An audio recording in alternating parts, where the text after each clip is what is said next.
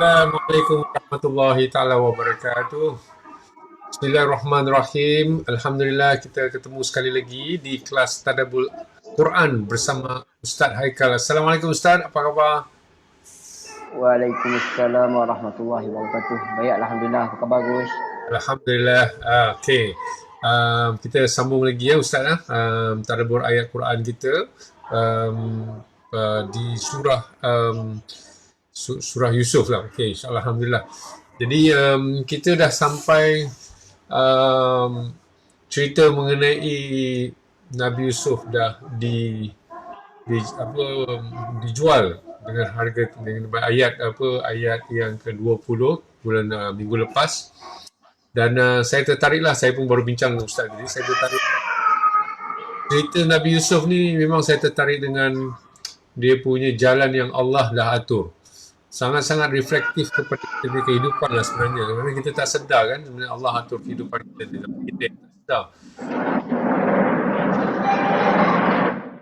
Tidak ada tak ada jatuhnya sehelai daun tu, melainkan Allah mengetahuinya. Jadi apatah lagi cerita yang besar macam ni kan. Jadi itulah bila saya tanya Ustaz tadi pun mengenai mereka menjual dengan harga yang murah dan mereka tidak tertarik hati kepada Yusuf. Allahu Akbar. Padahal Yusuf itu dijadikan mukjizat ni, orang yang tampan, orang yang menarik lah kan. Tapi kenapa mereka pula tak tertarik? Jadi inilah cerita-cerita, kalau kita tengok cerita-cerita ni, memang Allah dekat dengan kita. Sentiasa dekat dengan kita. Jadi itulah satu macam bila tengok cerita Nabi Yusuf ni, reflektif kepada diri saya tu, sangat-sangat saya mengambil pelajaran lah. Bahawa kita jangan sangka bahawa Allah tidak tahu apa yang berlaku pada diri kita. Allah selalu menjaga dan memberi petunjuk kepada kita, terutamanya apabila kita menghendaki petunjuk itu. Walhal Nabi Yusuf ketika itu pun tak teratur pun diri dia kan. Dia tiba-tiba saja kena masuk dalam telaga. It was unplanned for. Tetapi Allah dan dalam Al-Quran pun disebut Allah mengetahui. Allah mengetahui apa yang mereka lakukan. Jadi alhamdulillah saya dapat pengajaran banyak daripada situ, dan saya terbuka hari ini nak dengar lagi cerita mengenai saya rasa ayat seterusnya ialah mengenai Al-Aziz, urusan Al-Aziz dengan Yusuf itu sendiri. Jadi tanpa membuang masa, saya suka mempersilakan Ustaz untuk meneruskan ayat daripada surah berapa tadi, ayat 21 insya-Allah. So silakan Ustaz. Terima kasih. Terima kasih banyak, Gus. Assalamualaikum warahmatullahi wabarakatuh. Innal hamdalillah nahmaduhu wa nasta'inuhu wa nastaghfiruh. Wa na'udzu billahi min syururi anfusina wa min sayyiati a'malina. May yahdihillahu fala mudilla lahu wa may yudlil fala hadiyalah. Wa asyhadu an la ilaha illallah wahdahu la syarikalah wa asyhadu anna Muhammadan abduhu wa rasuluh. Qala Allah Ta'ala ba'da a'udzu billahi minasyaitonir rajim. Ayyuhalladzina amanu taqullaha haqqa tuqatih wa la tamutunna illa wa antum muslimun. Wabishrah li sadri wa yassir li amri wahlul 'uqdatam min lisani yafqahu qawli. Amma ba'd. Alhamdulillah, summa alhamdulillah.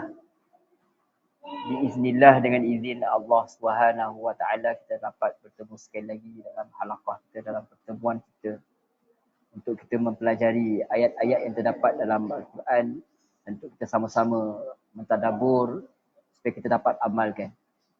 Jadi kita jadikan surah Yusuf ni sebagai semangat kita lah. Kita pun tak tahu kan bila nak habis surah Yusuf ni. Jadi jadikan setiap minggu ni sebagai semangat baru. Untuk saya sendiri sebenarnya, bila dengar, inilah semangat aku untuk minggu ni.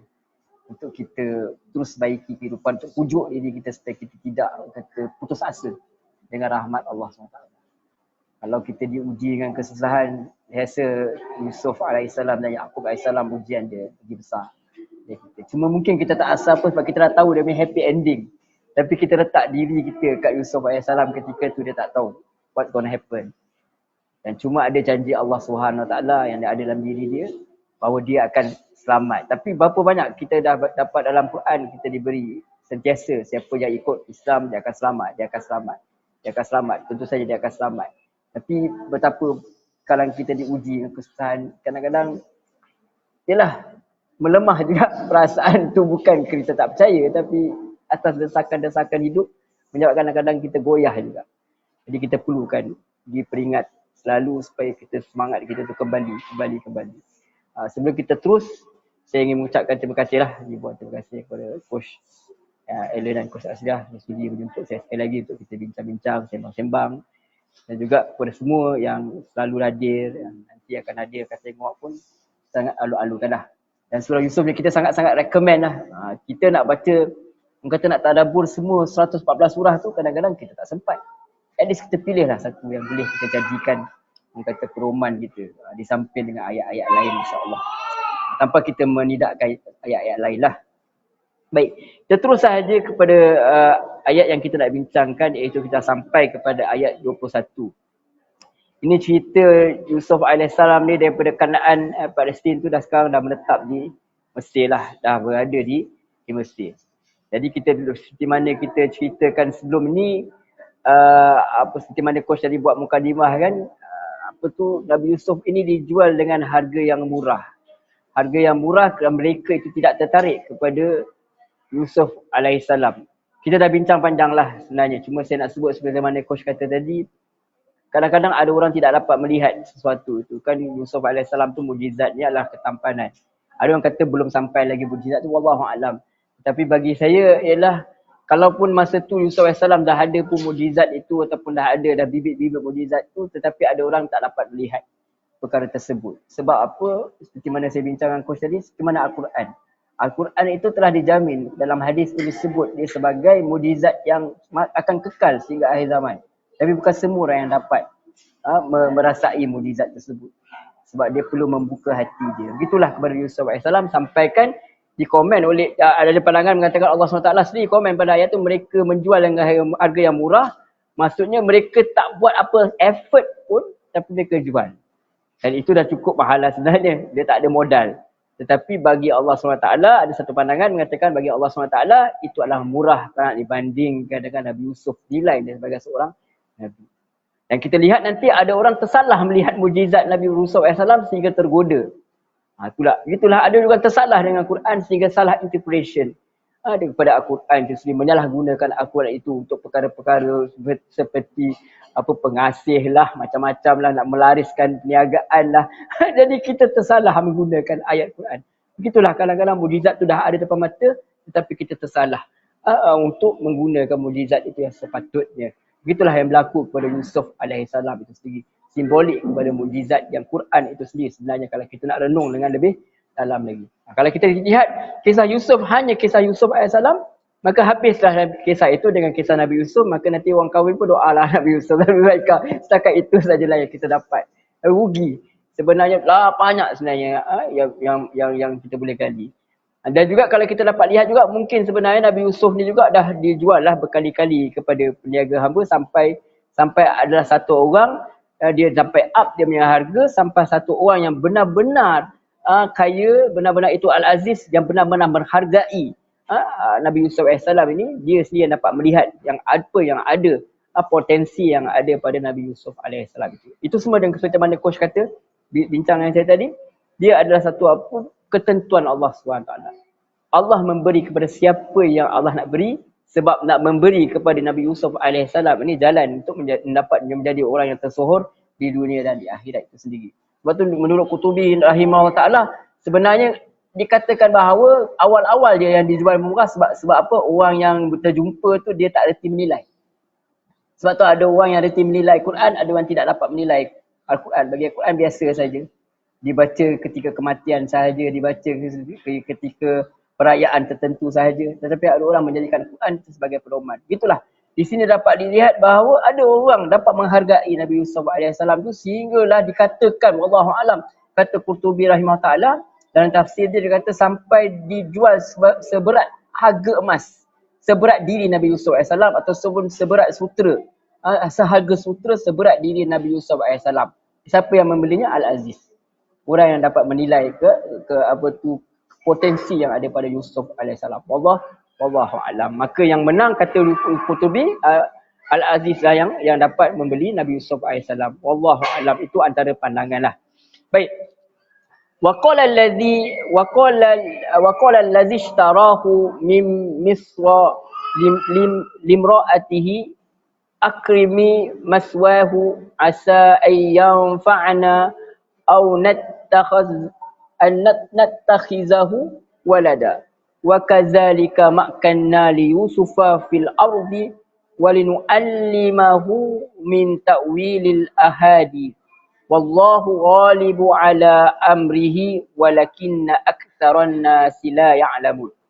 Jadi Allah SWT berfirman yang bermaksud dalam ayat 21 ni, dan orang Mesir yang membeli dia, yakni Al-Aziz tu, dia berkata kepada isterinya, berikanlah kepadanya tempat, yakni layanan yang baik. Boleh jadi dia bermanfaat kepada kita atau kita ambil dia sebagai anak. Dan demikianlah pula kami memberikan kedudukan yang baik kepada Yusuf di muka bumi, yakni Mesir, dan agar kami ajarkannya kepadanya takbir mimpi, dan Allah berkuasa terhadap urusannya tetapi kebanyakan manusia tiada mengetahuinya.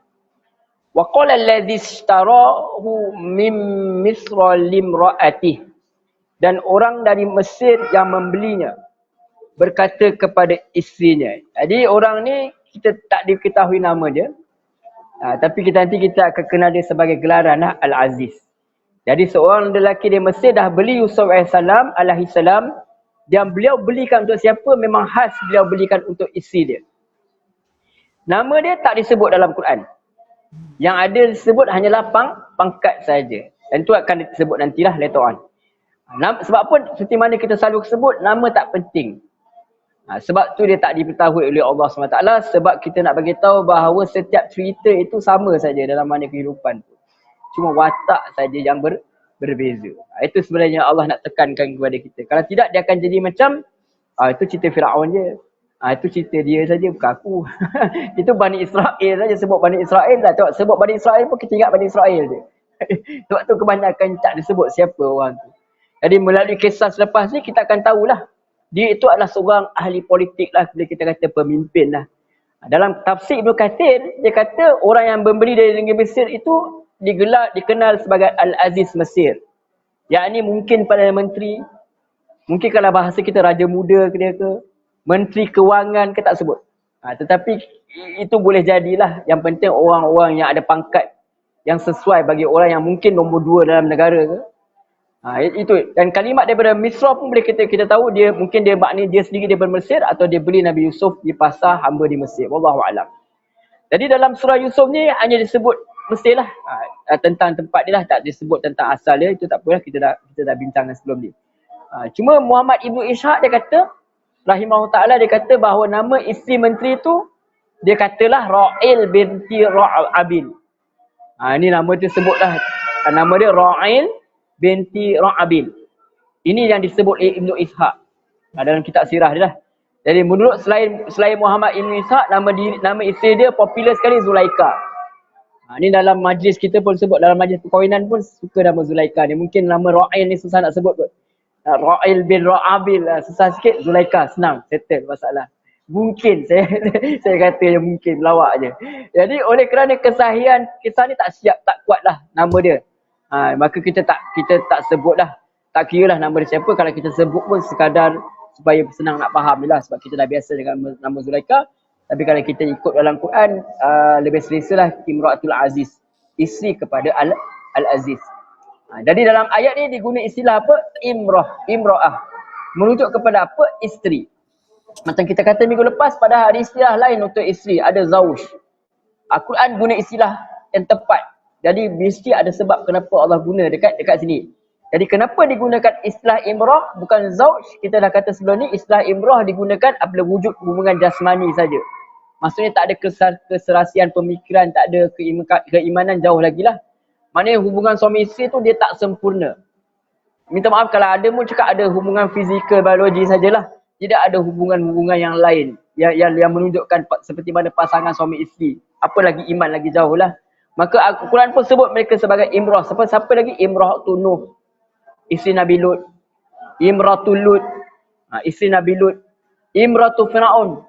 Sebab apa? Dia itu orang beriman tapi tak sesuai untuk Fir'aun. Tidak ada hubungan keimanan kat situ. Jadi kita dapat lihat bila disebut imrah, kebanyakan ada tidak sempurna. Cuma kadang-kadang kalau kita fikir Nabi kalau kita kata imrah ni disebut juga kepada Nabi Zakaria sebab tidak ada kesempurnaan, sebab tidak ada anak ketika itu. Tapi walaupun begitu, kalau kita lihat Nabi Muhammad SAW ada je Aisyah tak ada anak, yang banyak ada ayat Khadijah, tapi tidak disebut imrah sebab tidak memerlukan kepada anak untuk menjadi sempurna, sebab keimanan mereka itu cukup sempurna. Mereka kan ibu kepada orang mukminin. Jadi yang tak termasuk kepada Rasulullah SAW tidak disebut imrah kat situ, tetap disebut zauj. Sebab apa? Sebab mereka adalah wanita-wanita yang sempurna, umum mukminin. Gitulah. Jadi istilah zauj digunakan Al-Quran apabila jasad disertai dengan keserasian. Kalau kita dalam surah Al-Baqarah ayat 35, wa qulna ya adamu uskun anta wa zawjukal jannah. Surah Baqarah ayat 35, dan kami berfirman, wahai Adam, tinggallah engkau dan isterimu dalam syurga. Even Adam pun Allah kata sempurna. Dia dengan Adam dengan Hawa. Terpengaruh dengan pokok tu cerita lain. Tapi sama-sama, orang kata sama-sama satu kepala lah orang kata. Iman ada, minat yang sama, kita kata macam tu. Ada keserasian. Tersalah itu cerita lain. Tapi dah minta ampun ke Allah SWT, dah diampunkan sebagainya. Tetapi sempurna bagi Allah SWT, sempurna. Itu menunjukkan bahawa buat silap tidak semestinya tidak sempurna di sisi Allah. Asalkan kita sanggup nak mengakui kesilapan itu. Jadi tetap disebut sebagai zauj, pasangan yang sempurna. Di dalam surah Al-Ahzab ayat 59, ya ayuhan nabiyyu kulli azwajik. Allah kata kepada Rasulullah SAW, hai Nabi, katakanlah kepada isteri-isterimu. Bila zauj maksudnya pasangan, ada keserasian. Tentu saja kalau kisah Nabi, daripada Nabi, keserasian daripada segi fizikal dan juga keserasian dari jasmani dan juga iman itu sendiri. Dan ada satu lagi istilah dalam Quran disebut sahibah. Sahibah ni digunakan dalam Quran apabila terputus semua bentuk ikatan. Jasmani pun tak ada, rohani pun tak ada. Sebagai contoh digunakan dalam surah Abasa 34-37, apabila isteri tu melarikan diri daripada suami dia, sebut yauma yafirul mar'u min akhi wa ummihi wa abihi wa sahibatihi wa banihi likulli imri'in minkum yawma idzin sya'nun yughni. Ni surah Abasa ayat 34-37. Pada hari seseorang itu lari daripada saudaranya dan ibunya serta bapanya dan isteri-isterinya serta anak-anaknya. Di sini tak sebut dah sebagai zauj, dah sebut sahab. Imrah pun tak sebut. Sahibah zauj jauh lagi, disebut sebagai sahibatih saja. Tapi kita terjemah sebagai isteri lah, tapi nak menunjukkan bahawa tak ada apa-apa hubungan dah. Isteri pun dah melarikan diri daripada suami dah. Masing-masing ada hal masing-masing. Kerana tiap-tiap seorang daripada mereka pada hari itu, maknanya pada hari kiamat, ada perkara yang cukup untuk menjadikan yang sibuk dengan halnya dirinya saja. Itu dalam Quran disebut sahibatih ada, imrah ada, zauj. Yang paling sempurna adalah zauj. Dan istilah ini digunakan juga untuk pasangan, kerana Allah memang tak ada pasangan pun. Sahibatih ni Allah sebut dekat diri dia sendiri, zat dia. Anna yakunu lahu waladu wa lam takun lahu sahibah. Bagaimanakah dia mempunyai anak sedangkan dia tak punya isteri? Tak sebut zauj, sebut sahibah. Isteri yang tidak ada lah, tak sempurna, maknanya memang tak ada. Itu digunakan kepada Allah, menggunakan zat dia sendiri. Jadi kalau kita faham, memang sangat. Kalau kisah Nabi Zakaria, dia kata pada mulanya baginda berkata isteriku mandul tu disebut dalam surah Maryam ayat 8. Qala rabbi anni yakunu li ghulamu wa kanat imraati aqira. Nabi Zakaria berkata, wahai Tuhanku, bagaimana caranya aku akan beroleh seorang anak sedangkan isteriku adalah seorang yang mandul. Allah guna perkataan yang Zakaria cakap tu, imraati. Semasa tu tak sempurna. Sebab Nabi Zakaria tak sempurna hidup dia kalau dia tak ada anak. Sebab tak ada yang nak mewarisi dia.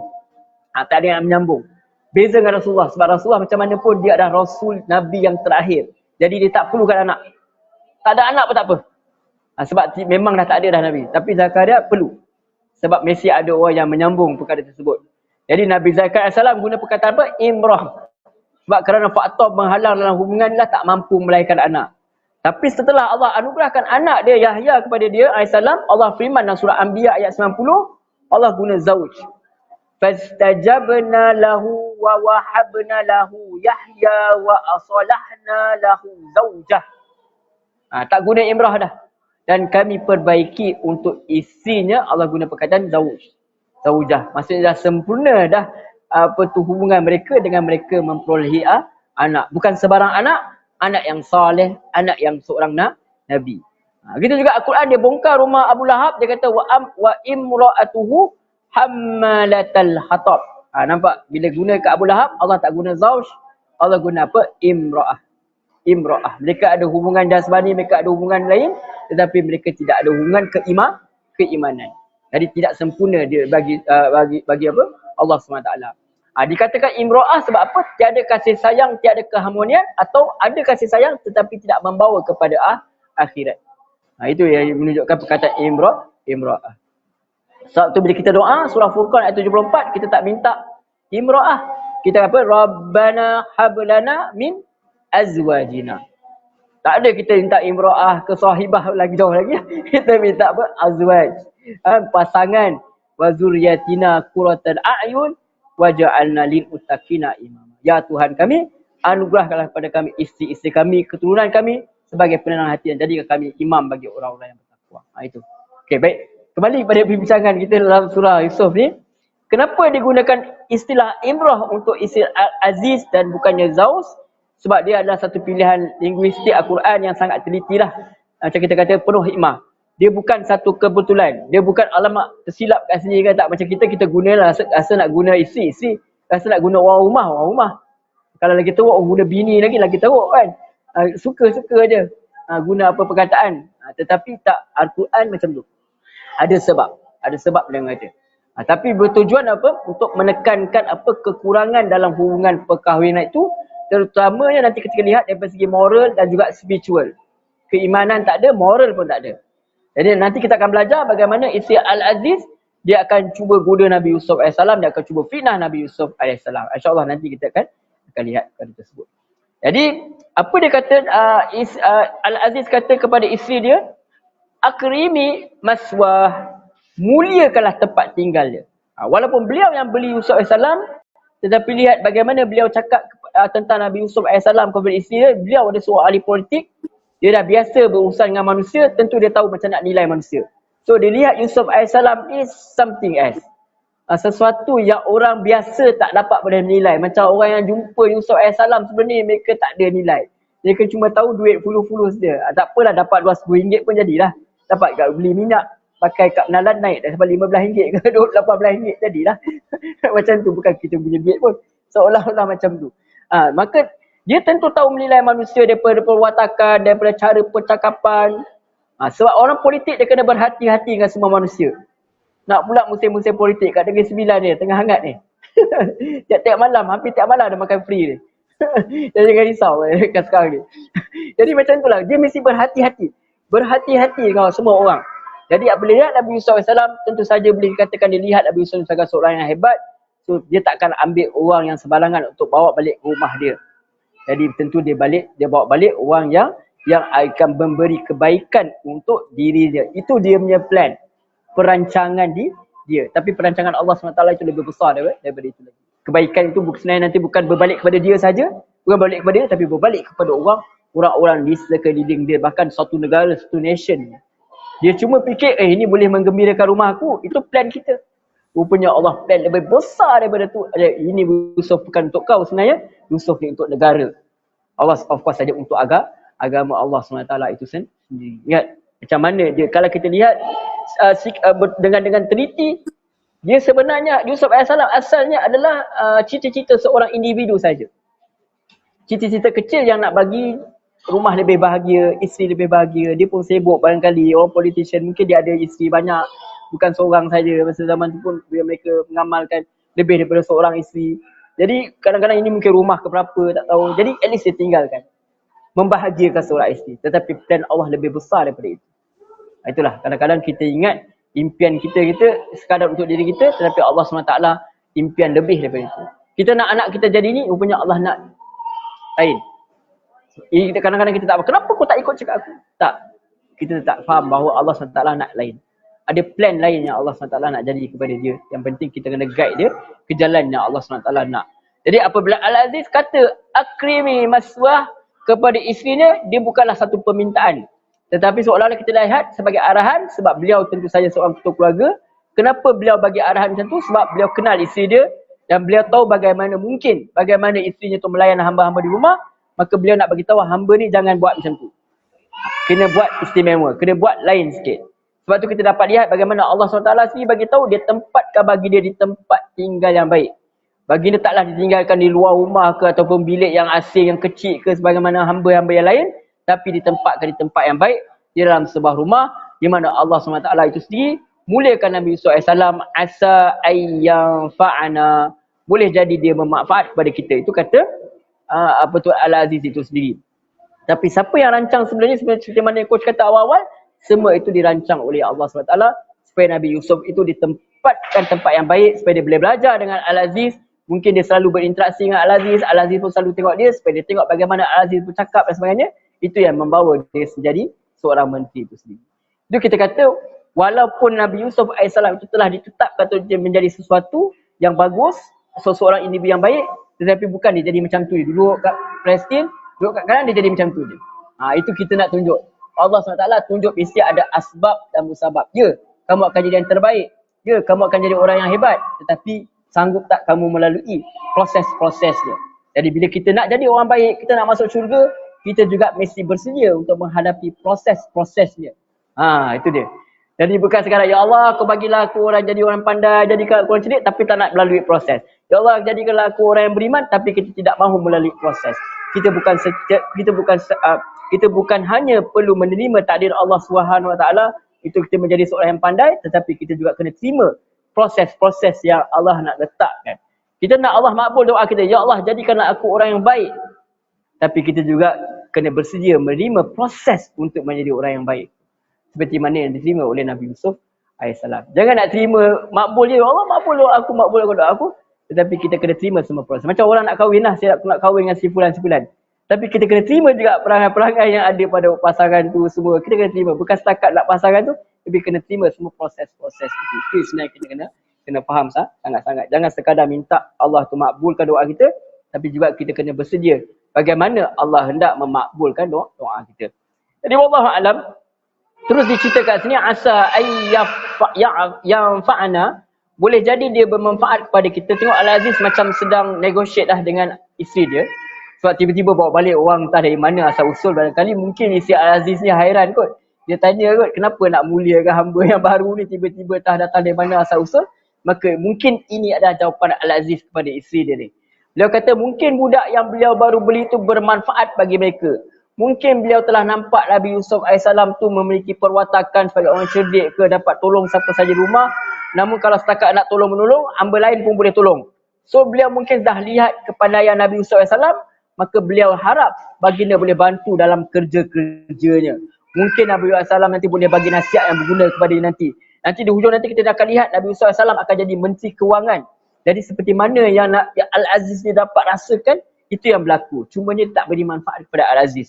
Dia akan memberi manfaat kepada lebih besar daripada itu sekali. Of course lah, bila dah beri besar kepada negara, mungkinlah manfaat dia diterima sekali kepada Al-Aziz. Wallahualam. Sebab kita Al-Aziz sebab tu tak disebut dah. Ini adalah kerana baginda dah biasa melihat bagaimana kerajaan diurus. Sebab Nabi Yusuf dah nanti dia akan lihat bagaimana kerajaan diurus. Maka di sini dah boleh kita andaikan yang Menteri Al-Aziz akan didiklah Nabi Yusuf AS ni seolah-olah sebagai mentor. Tak dicerita perkara tersebut, tapi kita andaikan. Wallahu a'lam. Dan dia cabar kita lagi kat isteri dia kata au nattakhidahu walada, atau kita ambil dia sebagai anak. Kalau dia baik, boleh saja dia ambil sebagai anak angkat, sebab ada riwayat yang mengatakan bahawa mereka tak punya anak lah. Beginilah perasaan sayang yang telah Allah SWT masukkan dalam hati menteri itu kepada Nabi Yusuf AS. Begitulah nanti Allah letak perasaan ini kepada Nabi Musa AS juga. Selepas pada Nabi Yusuf, nanti Nabi Musa pula jauh, lepas tu Nabi Musa pula. Begitu macam mana Allah campakkan kepada isteri dia. Dan Allah campakkan juga kepada Firaun itu sendiri. Walaupun Firaun sendiri asalnya nak bunuh Bani Israel. So rasa kasih sayang tu siapa yang boleh letak? Allah SWT yang boleh letak. Sebab tu kadang-kadang kita risau. Apa jadi agaknya kat aku kalau aku mati ke apa kan? Kita selalu kan kita terfikir anak-anak aku. Tapi kita lupa sebenarnya yang nak menguruskan itu adalah Allah SWT. Dia nak campakkan kasih sayang Allah SWT. Saya sendiri pun terfikir benda tu, jangan cakap orang lain. Saya terfikir kita umur 44 pun dah. Risau-risau agak kan. Kalau kata 60 lah Allah bagi less than 20 years. kalau betul-betul 60 kan, less than 20 years lah. Kalau imut ke Nabi, umat dia 60 lebih. Kita risau lah apa jadi tak nak aku kalau Allah ambil tu sekarang. Kadang-kadang keyakinan kita kepada Allah SWT. Manusia kan begitulah. Tetapi sebenarnya sepatutnya kita dah buat usaha, kita serahkan kepada Allah SWT lah. Of course kita bukan serah macam bulat-bulat, kata tak sampai tak berusaha. Kita serah kalau kita mana usaha kita boleh, tapi Allah akan ambil kita bila masa dan kita doakan saat ketika itu Allah SWT lah yang menjaga dia. Seperti mana sekarang pun sebenarnya Allah yang menjaga kita. Okey, baik. Mungkin kalau kita lihat ketika itu, kita lihat macam ada penjelasan yang perlu dibuat, mungkin ada argument lah, cuma tak diceritakan kepada kita. Dipendekkan cerita, maka kita pun tahu apa yang berlaku. Allah kata wa kadzalika makkanna li yusufa fil ard. Dan demikianlah kami memberikan kedudukan yang baik kepada siapa? Kepada Yusuf di muka bumi, yakni di Mesir ni lah. Jadi kita dapat lihat seperti mana coach kata awal-awal tadi, Allah rancang semuanya. Seperti mana Allah rancang ini kepada Nabi dia Yusuf AS. Dan ini barangkali juga jawapan kepada soalan daripada Bani Israel kepada Nabi Muhammad SAW. Kenapa Bani Israel boleh sampai duduk di Mesir? Sedangkan mereka asalnya daripada Palestin. Jawapannya adalah sejarah mereka bermula di Mesir dengan datangnya Nabi Yusuf AS. Itu yang diceritakan. Barangkali inilah jawapan yang dikehendaki oleh Bani Israel dan Allah SWT memberi jawapan itu kepada Rasulullah SAW dan Rasulullah sampaikan kepada Bani Israel. So, wallahualam. Okey, kalau kita lihat ini juga menunjukkan bagaimana Allah SWT memuliakan kedudukan baginda. Kalau kita sekarang kita lihat rasa kita hina di mata manusia, sebenarnya senang di sisi Allah SWT, Allah nak naikkan kita. Persoalannya sekarang ialah bukan Allah nak hinakan kita depan manusia atau tidak, persoalannya bila kita dah naik, apa kita jadi. Itu yang dia ceritakan nanti next, Yusuf jadi macam mana. Yang itu the main point yang kita kena tulis nanti dalam kita, aku nak jadi macam ni. Kebanyakan kita termasuk saya sendiri kalau nak berjaya ada rasa nak balas dendam. At least kurang-kurangnya nak tunjuk, nak post, at least tak post lah dekat media sosial. Tu nak bagi tahu, sekarang tengok aku dah macam mana. Kita ada rasa, perasaan. Tapi kita tengok bagaimana Yusuf AS. Begitulah. Kita lihat ada orang yang hina di mata manusia sebab sebenarnya dia mulia di mata Allah SWT. Dan kita dapat lihat nanti ternyata Nabi Yusuf AS, nasib Yusuf AS sekarang ni dah mula berubah semenjak baginda ditempatkan di rumah Al-Aziz. Walaupun dia tak mudah, tetapi itulah kehidupan begitu. Kalau kita nak capai sesuatu yang hebat, dia mesti melalui proses-proses dia. Orang Melayu kata apa? Kalau tak dapat bagaimana nak dapat ruyung, namanya dapatkan sagu kalau tak dipecahkan ruyungnya kan. Lebih kurang macam itulah. Maksudnya macam mana kita dapat sesuatu kalau tak melalui sesuatu proses yang berat. Jadi walinu'allimahu min ta'wilil ahadith. Dan kami ajarkan juga kepadanya takwil, percakapan. Kita selalu terjemah terus takbir mimpi kan, tapi kali ini kita terjemahkan mengikut maksud asal al-hadis, maksudnya percakapan lah. Jadi kenapa Allah SWT ditempatkan di rumah menteri ni? Sebab Allah SWT nak ajar dia barangkali baginda tentang ilmu dunia lah antaranya. Sebab tu membantu baginda dia nanti. Baginda diberikan kelebihan untuk nilai, faham perkara yang kompleks dan susah dipahami oleh manusia. Bukan saja dalam takbir mimpi pun of course one of dia punya mujizat. Tetapi dalam percakapan biasa juga baginda dia boleh takwil perkataan. Sebab tu bila isi hadis sat goda, dia dah tahu daripada awal lah.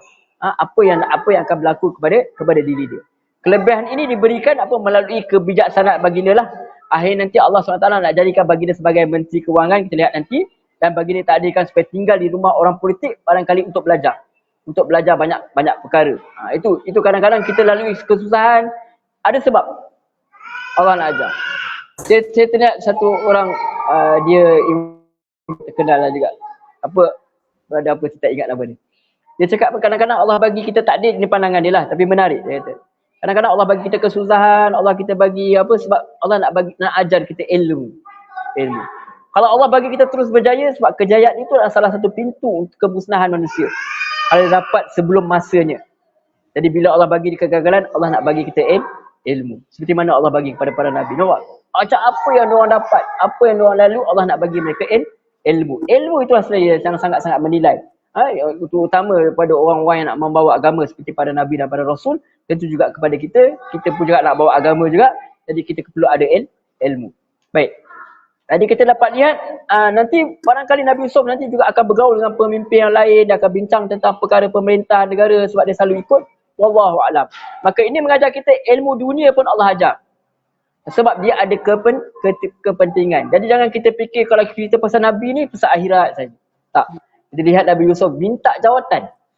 Sedangkan Nabi SAW ada larang minta jawatan. Bukan bertembung. Siapa yang tak layak jangan minta lah. Siapa yang layak minta. Boleh minta. Ni pula musim-musim politik ni sama-sama lah kita beringat lah. Siapa yang layak minta lah. Kalau tidak semua akan ditanya oleh Allah SWT ni. Kalau dia tak penting, Allah SWT takkan ajar hal dunia. Namun Allah, kalau kita lihat Nabi Adam AS pun apa yang Nabi tanya, Allah tanya kepada malaikat.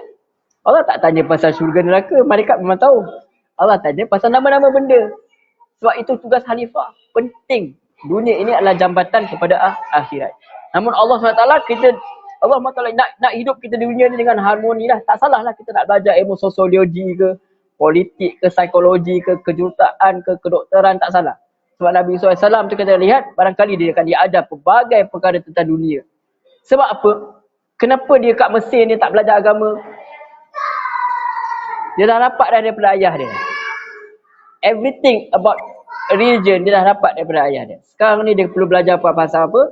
Pasal dunia pula. Pasal persekitaran pula. Pasal politik pula. Sebab dia ajar bahawa bukan dunia saja yang penting, tapi perlu ada ilmu agama. Saya tengok ada satu benda yang sangat baik lah. Saya tengok ada orang dia belajar tahfiz semua, tapi lepas tu dia jadi doktor. Ada yang jadi engineer. Kau pergi ke Mesir belajar doktor, sebelum dia belajar menghafaz Quran. Saya rasa itu satu benda yang baik. Maknanya dia tidak terus semua jadi ustaz. Cuma tak. Dia ada dia punya profesional dia semua. Itu yang menarik dia. Sebagai contoh, ilmu tentang nuklear pun orang kena ajar. Bukan kira nak perang je.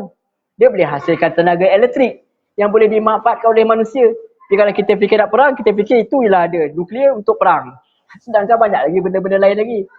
Ilmu yang sama boleh buat bom nuklear, boleh binasakan manusia. So terserah. So ilmu tu nak dapat kepada siapa? Sebab tu orang beriman lebih-lebih lagi kena belajar ilmu ni supaya dia gunakan kepada yang baik. Kalau semua orang jahat yang belajar, habis dunia. Okey, kita cerita pasal Habib MMA tu. Saya tak cerita pasal hukum masuk MMA. Saya cerita pasal, tengok bila dia menang banyak, kita tengok apa? Dia boleh cakap Islam. Tengah-tengah kat Amerika tu, dalam ring tu dia boleh cakap pasal Islam. Dia boleh naikkan agama. Bukan saya suruh pergi lawan pula dalam ring. Itu cerita lain. Hukum kena tanya mufti. Tapi saya tengah cerita macam mana seorang yang dia ada pandangan oleh manusia, maka dia boleh cakap apa yang dia nak. Dia boleh sebarkan Islam di negeri kita tahu Amerika. Amerika pun boleh buat macam tu. Nampak? Itu bila dia ada kelebihan begitu. Wallahu ghalibun ala amri. Dan Allah lah yang menang terhadap urusannya. Kalimah ghalibun asalnya maksudnya mengalahkan seseorang atau sesuatu. Jadi apa saja yang terjadi kepada baginda adalah urusan Allah SWT. Allah SWT yang susun semua sekali, kalaupun baginda tak mau. Macam kita, kadang-kadang kita tak nak. Tapi Allah sendiri ghalibun maksudnya Allah kalahkan sesuatu. Allah tu selalu menang. Asal ghalibun maksudnya mengalahkan. Kalau kita kata ghalibatun naum, kan tak silap dia kata mengantuk atau tidur telah mengalahkan aku. Maksudnya tertidur lah. Jadi perkataan ghalibun, Allah itu sentiasa mengalahkan atas sentiasa urusan. Mana apa saja yang kita nak, kalau Allah tak nak, Allah akan kalahkan apa yang kita nak. Itu maksud dia. Sebab tu Allah gunakan ghalibun. Jadi Allah susun semua sekali, walaupun kadang-kadang kita tak nak. Macam kita tengok tadi, Nabi Yusuf nak tinggalkan bapak dia ke sana. Tentu saja tak nak. Yakub sendiri tak nak berpisah dengan anak dia. Kenapa asal-asal? Tak nak berpisah. Tak bagi pun anak dia pergi. Tapi Allah mengalahkan keinginan itu. Allah mengalahkan rancangan manusia kerana rancangan manusia itu tak ada apa-apa. Sebagaimana abang-abang Nabi Yusuf AS, dia nak sisihkan Nabi Yusuf AS jauh-jauh. Tapi nanti dia kembali. Bukan Yusuf yang kembali kepada abang-abang dia. Abang-abang dia yang kembali kepada Yusuf. Nampak? Apa yang kita nak risau? Kalau kita dah buat jalan yang betul, macam Ustaz Parul kata, kalau kamu dah tengok jalan tu dah betul dah, tapi masih lagi masalah, kamu cek balik. Jalan tu kena dengan Islam tak? Kena dengan Allah nak? Kalau kena, teruskan. Kalau tak kena dengan Allah, tinggalkan. Kalau jalan dah betul, tak kisahlah dia hendak macam mana pun, teruskan. Sebab Allah akan mengalahkan orang-orang yang bermusuhan kamu. Mereka sangka Nabi Yusuf AS ni dah merempat kat mana-mana dah, tapi sebenarnya Allah SWT tempatkan baginda tempat yang mulia. Bukan saja baginda lah, kalau kita lihat, kita semua dalam urusan Allah SWT. Kita selalu rancang, tapi perancangan kita tak semestinya menjadi, sebab Allah ada perancangan yang lebih besar daripada itu. Walakinna aksaron nasi la ya'lamun. Tapi malangnya, saya tambah malangnya, tetapi kebanyakannya manusia tidak mengetahuinya. Walakinna aksaron nas. Tetapi kebanyakan manusia tak faham. Mereka mengeluh apabila ada masalah. Kita sendiri keluh. Mereka rasa Allah dah tinggal. Mereka tinggalkan kita. Mereka rasa mereka tak sayang. Kita sendiri kadang rasa. Saya sendiri pun kadang rasa macam tu. Kita dah usaha macam-macam. Kita jatuh semangat. Kadang kita tanya ChatGPT macam nak buat. Dia pula bagi kita sabarlah. Allah bersama orang bertenang. Dia pula tahu. Dia pula nasihat kita. Dia kena tawakal. Sebab tu kita kena apa? Kita letak tawakal pada Allah. Tawakal maksud serah urusan kita kepada Allah setelah usaha dan kita terima dengan redha. Redha ni apa pula? Kita suka. Kita suka dengan ketentuan Allah SWT. Sebab tu bila Nabi Yaqub AS kata fasabrun jamil, maka sabar indah. Maksudnya Nabi nak tunjuk macam mana sabar itu. Apa yang aku buat ni aku suka yang Allah bagikan. Walaupun rasa sedih tapi aku tahu ini yang terbaik. Kita suka apa yang Allah bagi kepada kita. Wallahu a'lam. Baik, kita ambil satu ayat lagi. Ya, 21, 22. Sempat insya-Allah. Jadi kita dapat lihat bahawa seterusnya kita nak masuk ke rumah Al-Aziz. Bila dia dah dewasa. Mungkin sebelum lagi lah. Jadi setelah terima ujian yang besar, dia letak dalam rumah menteri. Sebelum dia diuji ujian yang besar, dibuang oleh abang-abang dia. Sekarang dia letakkan dalam rumah menteri. Sekarang ada ujian yang baru. Itu dia.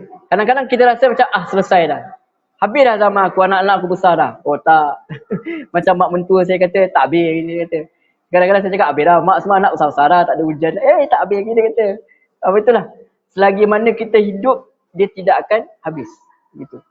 Sekarang ujian dia dah selesai, dah selamat daripada binatang buas, dah selamat daripada orang yang menjual, tak kat mana dia nak jual kita, nak kena jual organ ke apa. Alhamdulillah, Nabi SAW tak berlaku keadaan tu. Dia sekarang berada dalam rumah menteri. Sekarang ada ujian baru pula. Walaupun daripada segi penempatan dah senang dah, tapi diuji pula dengan bahagian nafsu pula. Walaupun bagi dia dilayan dengan baik oleh keluarga baru, tapi dikenakan dengan ujian yang baru pula. Ini kadang-kadang yang kita fail. Kita datang daripada kampung, misal kita pergi susah, tiba-tiba kita berjaya.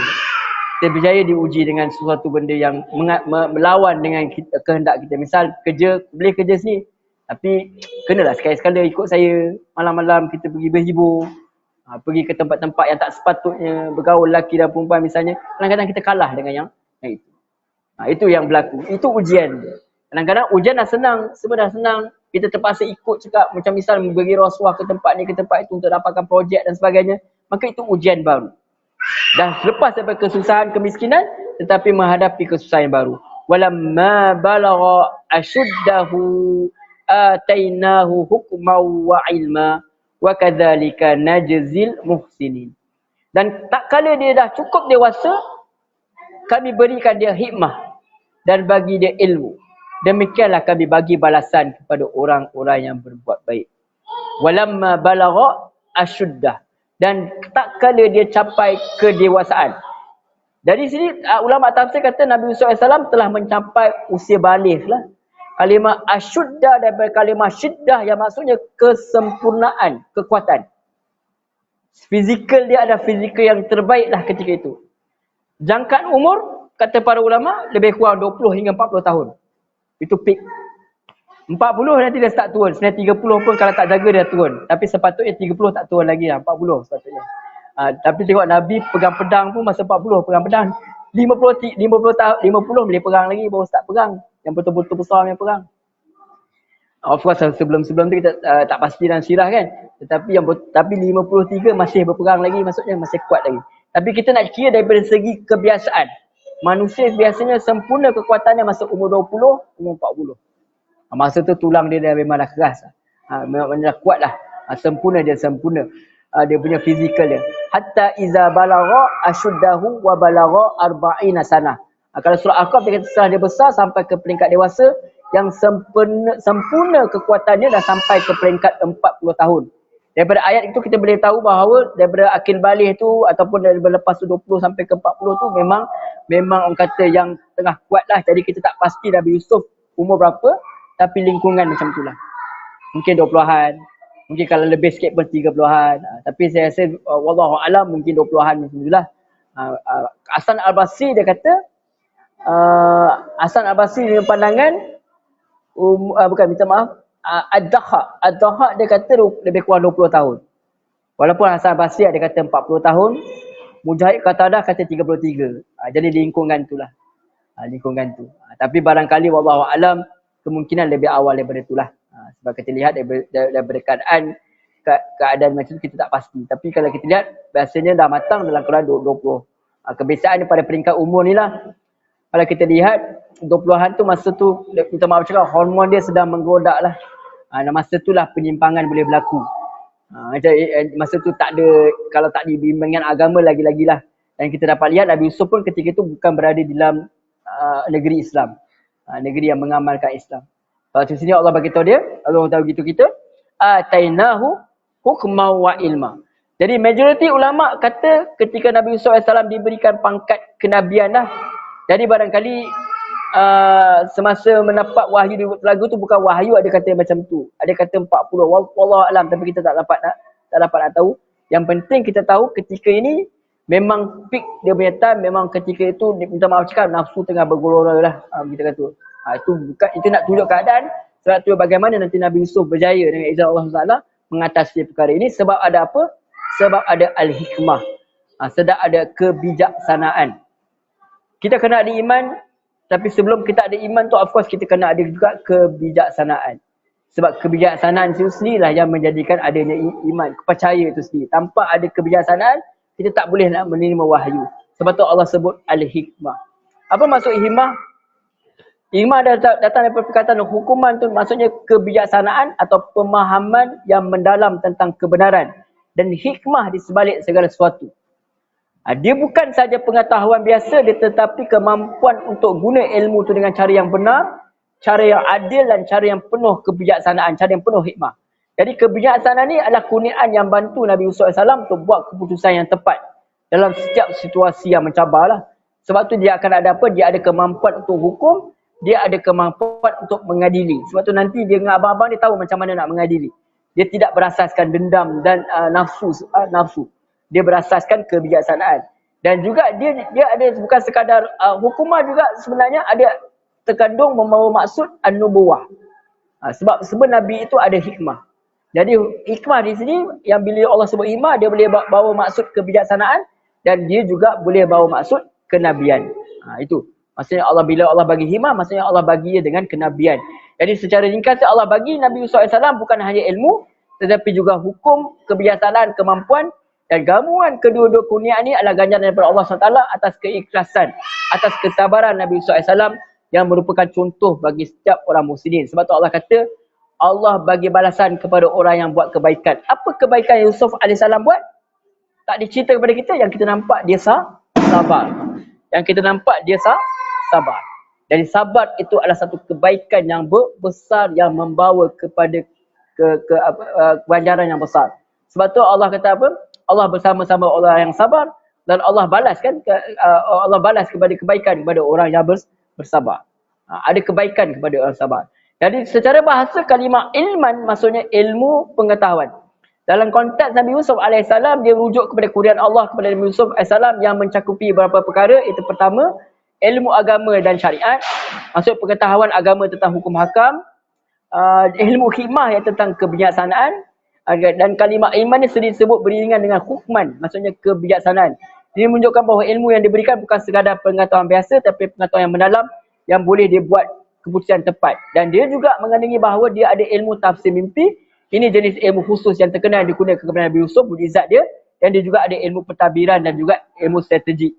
Itu kita dapat lihat nanti dalam later on. Bagaimana Nabi Yusuf AS tahu bagaimana nak menguruskan masalah kemarau yang akan dihadapi oleh rakyat Mesir. Jadi secara keseluruhannya, ilman dalam ayat ini merujuk kepada himpunan pengetahuan yang menyuruh baik dari segi agama, hikmah maupun praktikal yang merupakan hadiah dan persediaan daripada Allah SWT untuk mengangkat Nabi Yusuf AS sebagai seorang Nabi dan sebagai seorang pemimpin yang ulung. Dan disebut juga ilmu, maksudnya dia ada juga fizikal yang baik, Nabi Yusuf AS. Dan kita tahu juga mukjizat dia ada apa? Ketampanan. Itu sangat penting untuk menjadi seorang pemimpin. Supaya dia dilihat sebagai orang senang didekati. Wallahu a'lam. Jadi kita lihat Nabi Yusuf AS, dia kalau kita lihat dia belajar dengan Nabi Yakub, sungguh pun kita tahu dia dapat ilmu agama yang cukup, tapi taklah orang kata selengkap macam kita ni. Tapi cukup zakat yang dia belajar tu cukup untuk melindungi dia daripada apa dia. Sebab apa? Selebihnya Allah SWT sendiri yang akan bagi dia dalam ilmu kenabian dia itu sendiri. Akan bawa kepada ilmu-ilmu agama itu sendiri. Sebab kita tahu Nabi itu tidak perlu belajar kan. Sebab dia itu dapat wahyu daripada Allah SWT. Sebab tu Allah kata tadi, wa kadzalika najzil muhsinin. Demikianlah kami bagi balasan kepada orang yang buat baik. Begitulah kurniaan Allah kepada Nabi Yusuf AS, sebab baginda mempunyai sifat muhsin. Sifat orang yang baik. Apa sifat yang paling nampak? Ialah sifat dia sifat yang sabar. Tidak mencela Allah SWT di saat menghadapi kesusahan itu sendiri. Okey, itu dapat kita lihat daripada apa yang berlaku kepada apa yang sifat baik yang ada pada Nabi Yusuf AS. Dan kita dapat lihat nanti apabila dia uji, digoda oleh ibu angkat dia sendiri, oleh Isteri Al-Aziz, dia tidak mengalah begitu sahaja kepada godaan itu, sebab dia dikurniakan dengan hikmah itu sendiri, tahu membezakan baik dan buruk. Jadi manusia dia, kesimpulan dia kena ada ilmu, bukan sekadar ilmu is the knowledge. Kita ada knowledge. Apa tu Ustaz Norman Alihan dia kata genius kalau di sisi Allah SWT bukan maksudnya ada amounts of knowledge, bukan. Semua orang belajar jadi profesor kalau dia belajar, tetapi bagaimana dia menggunakan ilmu. Sebab tu kalau kita lihat dalam riwayat Abu Jahal tu asalnya orang panggil dia nama yang elok, tetapi Allah yang gelar sebagai Abu Jahal, walaupun dia seorang yang bijaksana. Abu Hakam kan tak silap Allah, gelaran kan tak silap saya lah digelar Abu Hakam, orang yang bijaksana. Tetapi bagi sisi Allah SWT tak ada nilai.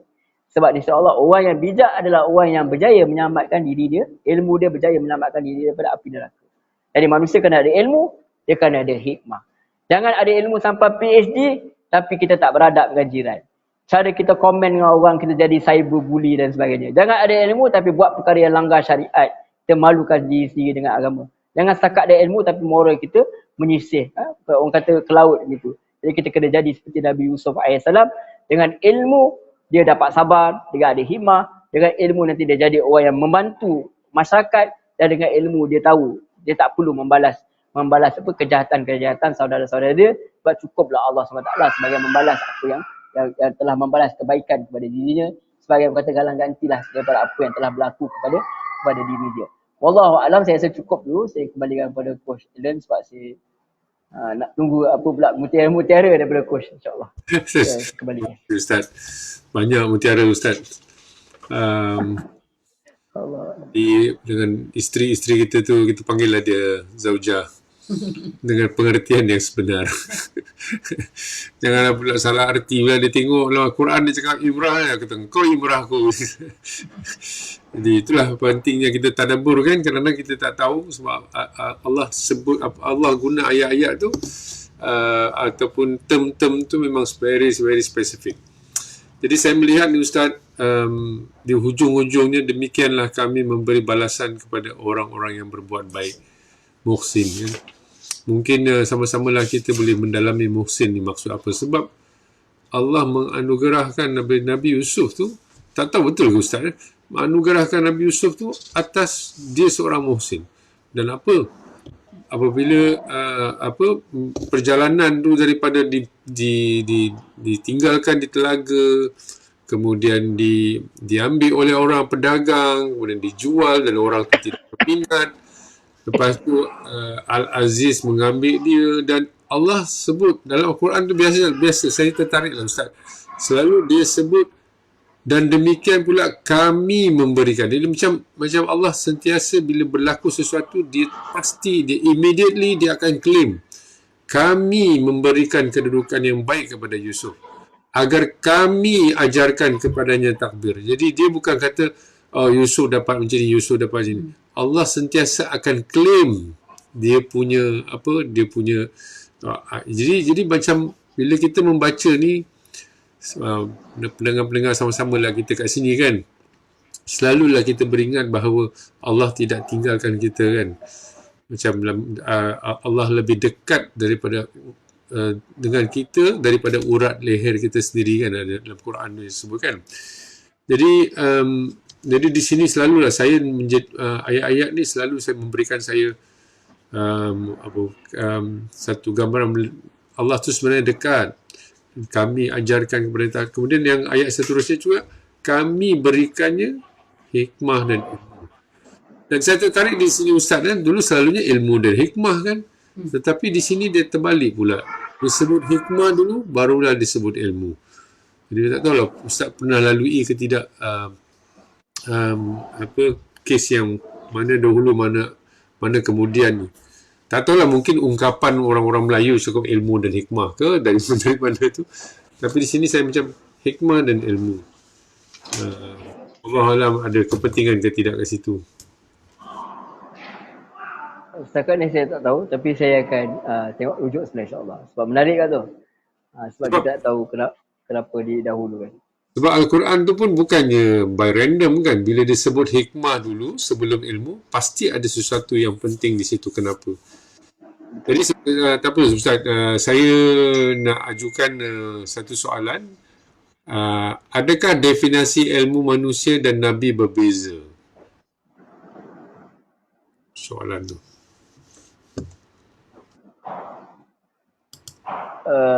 Wallahu alam, saya tak tahu. Cumanya yang pasti ilmu para Nabi tu itulah membawa kepada agama itu sendiri.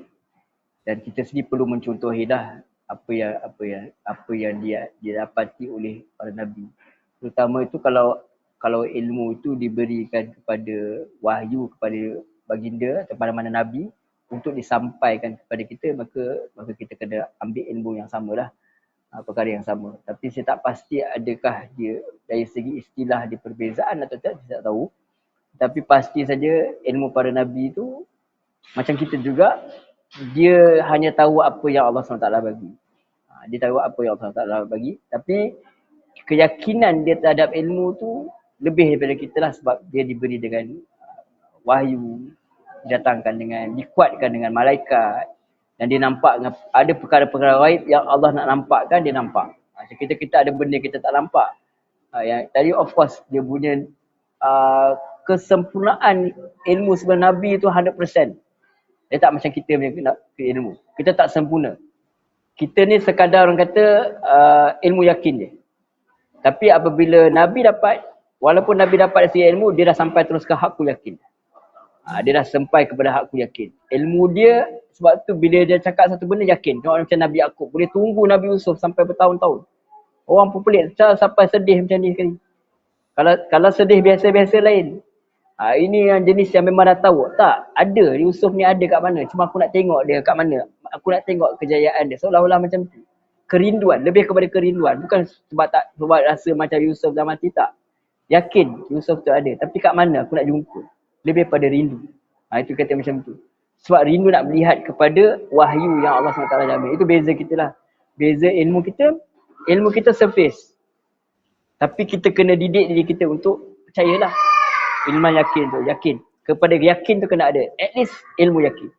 Tetapi Nabi bila dia dapat ilmu, seolah-olah neraka tu ada di hadapan dia. Seolah-olah syurga tu ada di hadapan. Itu beza dia lah. Dia punya kesempurnaan itu tak boleh nak dibandingkan dengan kesempurnaan kita. Tetapi kita dapat ilmu yang sama. Dia dapat pasal neraka, kita pun dapat pasal neraka. Cumanya kesempurnaan itu tidak sama. Sebab tu syurga dia lebih tertinggi, dan juga Ujian dia lebih besar daripada kita. Jadi kadang kita tak fair lah. Fair. Sebab ujian tak sama. Kalau tidak kita kena dapat macam dia juga lah. Macam Nabi Yaakob berapa tahun sakit. Macam Rasulullah SAW macam mana difitnah isteri sendiri yang disayangi difitnah. Dikatakan dengan perkara yang buruk, dikatakan dengan perkara yang tak baik, itu bukan benda yang mudah. Yang berlaku kepada Rasulullah SAW sampai patah gigi dan sebagainya. Wallahualam. Itu lebih kurang lah yang saya tahu. Tapi macam mana pun Ustaz, kita kena lalui juga apa yang dalam Al-Quran ni dia bila dia cerita pasal Nabi Yusuf pun dia reflektif kepada diri kita sendiri juga kan. Macam Ustaz kata tadi, saya tertarik juga macam apabila Yusuf dimasukkan dalam rumah tu, dia sendiri secara fizikal dia belajar. Dia belajar daripada orang yang berjaya, dan di situ Allah macam sebelum tu ayat tu tak sebut lagi, tapi Ustaz dah cerita benda tu. Kemudian the next ayat 22 tu Allah sebut kami berikannya hikmah dan ilmu daripada rumah tu lah kan, daripada rumah tu. Dan maknanya kita sendiri pun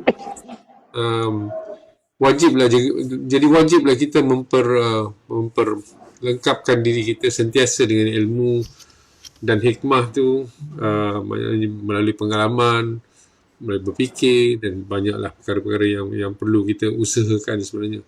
Macam tak adalah kita duduk diam-diam, Allah akan tolong kita. Tak adalah. Jadi kita kena lalui semua tu. Kan Ustaz? Okey. Ada last? Okey, tak adalah tu. Ustaz ada apa-apa last nak penutup? Kau mana tahu daripada apa yang saya cakap tadi? Macam apa yang Coach cakap awal saya sukalah. Jadi dalam keadaan kita menuntut ilmu, kita kena sedar bahawa kita kena usaha dan ikhtiar melalui apa yang Allah SWT dah tentukan untuk kita buat sebaik boleh. Tapi at the end of the day, kita dapat lihat bagaimana Yusuf AS dia ada hikmah tu, dia dapat kawal diri dia daripada tenggelam dengan ilmu dia sendirilah. Banyak manusia kita ada ilmu, tapi kita lupa yang bagi tu Allah SWT. Sebab tu dendam tak ada pada Yusuf. Sebab Yusuf tahu ini bukan sebab aku. Yang menentukan aku dibuang keluarga, of course dia salahkan syaitan lah, dia cakap syaitan. Dia cakap Allah baik. Sebab Allah yang baik. Allah yang izinkan benda ni berlaku. Akhirnya ada natijah yang baik. Jadi dia sedar setiap apa, baik buruk, baik-baik, dia sedar itu ketentuan Allah SWT, tapi dia nampak yang baik-baik. Bila kita macam tu, kenapa kita selalu berendam? Sebab kita rasa kita yang buat benda tu. Sebab tu kita rasa berkat ke usaha aku. Kita suka, kita tengok dalam media sosial, kita suka sebut balik kejahatan-kejahatan orang kat kita secara terbuka. Orang tu kita tak kenal pun, kita suka. Sebab kita rasa itu yang kita buat. Tapi kita lupa, Allah SWT yang selamatkan kita daripada ujian-ujian. Patut itu yang kita lebih penting. What it pass. Yang penting sekarang ni aku dah berjaya. Sebab apa? Sebab Allah SWT kesian kat aku. Itu yang paling penting. Sebab ujian paling besar ialah ujian orang berilmu lah. Di saat kita dia paling tinggi, di saat itulah sebenarnya kalau salah bawa, itulah sebenarnya saat kehancuran kita. Saya suka bila kau kata, setiap apa yang Allah sebut, aku yang bagi. Aku yang bagi. Bukan sekadar yang benda yang pelik-pelik macam Nabi Isa. Nabi Isa pun tahu, aku yang buat. Burung-burung seperti itu. Kita faham, memang kalau orang beriman faham lah. Mujizat, memang Allah SWT punya keupayaan untuk kita yang beriman. Tapi selalu yang masalah yang ni, bila bab ilmu, mana ada aku yang bayar ni, masters, PhD, RM20,000 habis. Itu menyebabkan kadang-kadang kita lupa. Senang kita nak faham, orang beriman senang nak faham kisah Nabi Isa. Tapi orang yang beriman susah nak faham kisah Nabi Yusuf. Sebab kisah Nabi Yusuf ni macam sama dengan kisah aku pun berusaha juga. Aku pun hebat juga. Jadi itu sebenarnya yang Allah tekankan. Sebab Allah tekan kepada kebijaksanaan itu penting. Barangkali mungkin sebab tu Allah dahulukan kebijaksanaan tu lebih penting daripada ilmu. Sebab kebanyakan ilmu itu, orang yang ada ilmu tanpa kebiasaan, ilmu itu membawa kepada kehancuran. Allahu'alam barangkali. Nanti kita cek balik dengan lanjut kalau ada. Terima kasih Coach. Okay, terima kasih Ustaz. Jadi itulah yang pentingnya muhsinin. Jadi kita dalamilah hari ni. Saya rasa take home ni untuk kita, homework kita fikir, sebab apabila kita jadi muhsin, Allah perbanyakkan kebaikan kepada kita. Jadi terima kasih Ustaz. Terima kasih yang bersama dengan live hari ini, dan semoga boleh share, tahu kan apa yang kita share ni dapatlah kebaikan muhsinin kita insyaAllah.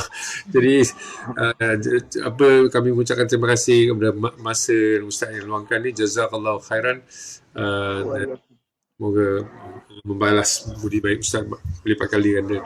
Jadi kita jumpa lagi di hari dan masa yang sama minggu depan. Tak ada masalah, minggu depan insyaAllah kita boleh teruskan lagi. Dan minggu depan insyaAllah episod bukanlah episod baru, episod bersama isteri Aziz tu yang kita sebut Zulaika tu. Inilah cerita dia. Jadi kalau kalau dalam siri tu dia akan banyaklah apa promote deng dia cakap. Dia punya ni kan. So sebab kita dah tahu pasal Zulaika dalam cerita, apa dalam jemputan kenduri kan. Jadi minggu depan insya-Allah Ustaz akan panjangkan ceritanya. So insyaAllah kita akhiri kan dengan tasbih kifarah. Subhanallah wa bihamdika asyhadu an la ilaha illa anta. Jadi kita jumpa lagi minggu depan lagi. Assalamualaikum warahmatullahi taala wabarakatuh. Waalaikumsalam warahmatullahi wabarakatuh. Terima kasih.